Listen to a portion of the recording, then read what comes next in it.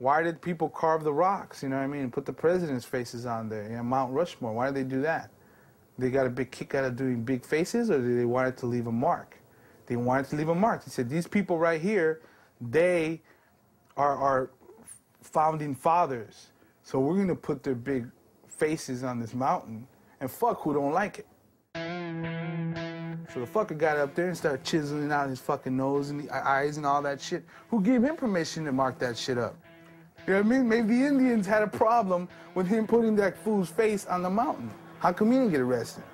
It ain't no different, man. That ain't your fucking mountain that you scribed that name on. It's not really like an addiction, but more like a sickness. You cannot control yourself once you start, if you really understand what you're doing. The minute you get that first tag, you feel like I could have done that better, and you gotta keep moving. The repetitiveness of it gets really addicting. Every time you do it, you're like one step closer to your goal, whatever that may be. Graffiti is about being loved, hated, whatever, just being recognized. The egos, the beef, the jealousy, the law, the sicknesses, the injuries, the hatred, the violence. That's graffiti. I believe there are a lot of misconceptions about graffiti. I think it's nonsense to say that graffiti is black or say that hip-hop in itself motivates or pushes graffiti. It is not one type of person that writes graffiti. It spans. It ain't even about my face. It's just about a name. It's somebody's alter ego, and it's telling its own story. Graffiti is just what it is, man. It's just writing on walls. They said, don't take the apple off the tree, and now we are with graffiti up on the wall. So people got to do stuff they're told not to do. I write graffiti, and you got to deal with it.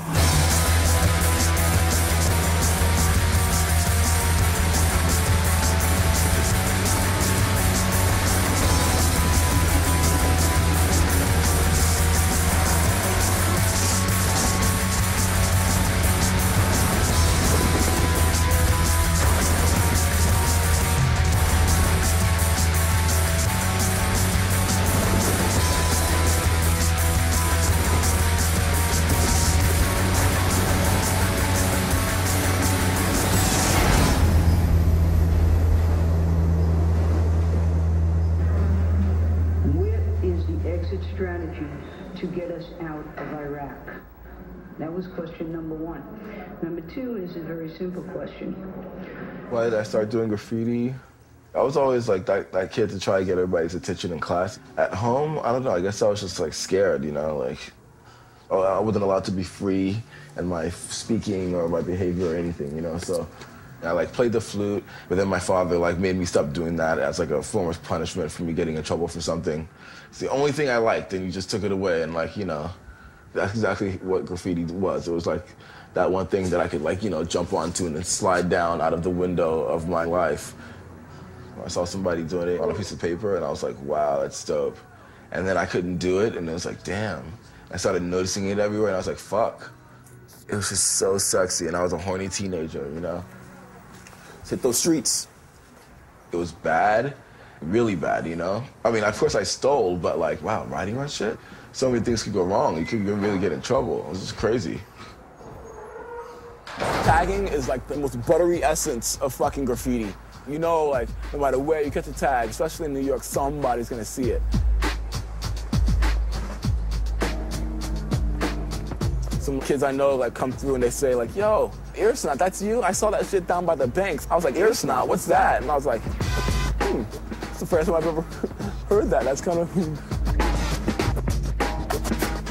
it's kind of cool. I mean, I like this feeling. What is this? This is, you know, and then it's like, boom.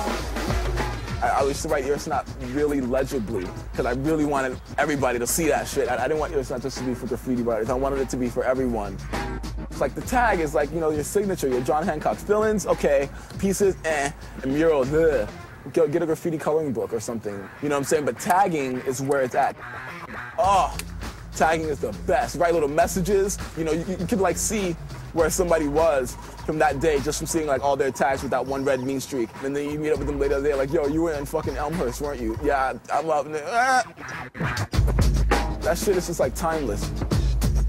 You do it in daytime, Midtown, easy. Just fucking catch mad tags, like mad big. People in suits like, I didn't see that. I like it, especially when I can see the cop, and I'm like, catching my tag, and then and done. Circle, underline, star. You know, I can see where you are, so I know that I'm not getting caught, you know what I'm saying? It's the nature of me and most graffiti writers. You don't want anybody telling you what to do. You want to fucking break the law. You want to take that chance of getting caught, and you love it, and you love fucking with them and being like, well, you know, I'm going to do it again and again and again, and there's nothing you can fucking do. I'm going to be fucking back. You can make laws. It doesn't mean, like, you know, everybody's going to follow them.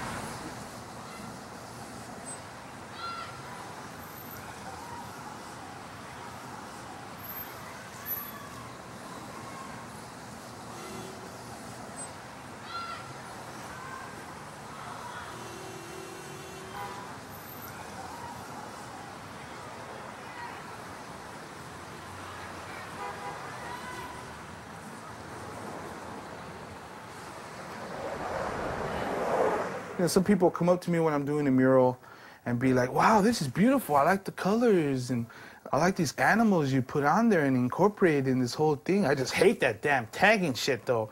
And I tell them, it's the same thing. I mean, it starts with a little tag, and from the little tag, it gets a little throw up, and the little throw up gets a little burn, and a little burn, it throws into a piece, and the piece turns into a mural. And if I didn't do that tag, I wouldn't be able to do your building. I never heard of Tumor till '92, and I hadn't been to downtown LA in a few months, and me and my boy Bus had got off the freeway just to check things out, see he was doing shit, and that guy had fucking destroyed it. Like, just all the way down Broadway, go down Los Angeles, you go down, like, all the main streets, and he had so many throw-ups. It was kind of like a joke. Later, I met the guy, and he's one of the biggest humans I've ever met.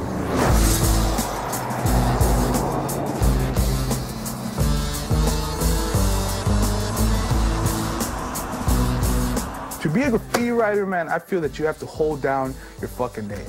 That's it. Not just write on the wall and be a fucking piecer, or paint in your backyard and send it to a magazine.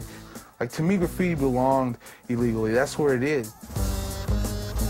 You know, you go to the zoo and see a tiger, but he's domesticated in a way, you know? So graffiti don't belong on a canvas. It belongs in an alley or on a train, you know, somewhere where it could just go wild. This is my office. LA is the gallery. The streets of New York is the gallery. The streets of Chicago is the gallery. You can go to some places in LA where there's railroad tracks and crazy-ass walls. You're gonna see that art for free. You might pay for being in the wrong place.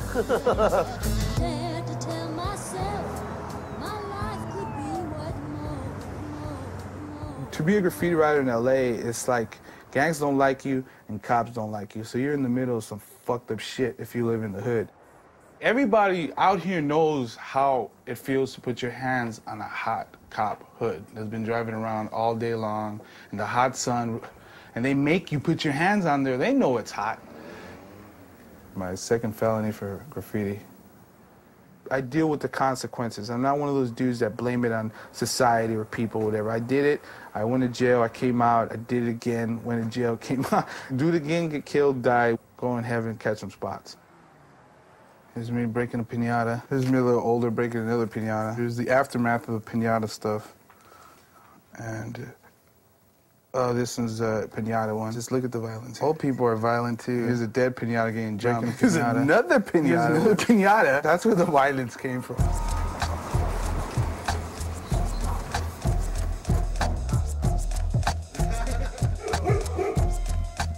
I brought this motherfucker up since he was a little ass fool, and he takes care of me and I take care of him. TKO is not a gang, and it's not a Boy Scout troop. They're a bunch of vandals that hang out together and vandalize or paint graffiti. The original name for TKO was Total Chaos. There was a lot of gangs around here. There was two big gangs. These guys would think I would be from this gang, and these guys would think I'd be in that gang, so they always try to jump me. How many bullets did you have? I took in 5 bullets. Right here, my arm, in my head, and in my chest. So we started hanging around with each other and protecting each other, and that's how it started. It's like safety in numbers, you know? There's people in Canada now. There's the East Coast, the Midwest, the South, all over the West Coast. Ain't nothing I could do. I can't get rid of them. And it's not like, you know, we made a plan. It just happened, you know? And if I shave my head, it's not because I belong in a gang. It's because it's cheaper to shave my head than go to the barber every weekend and get a haircut. Gang graffiti is gangs marking their territory. Graffiti is marking your name everywhere to let everybody know, this is me, I was here, fuck off.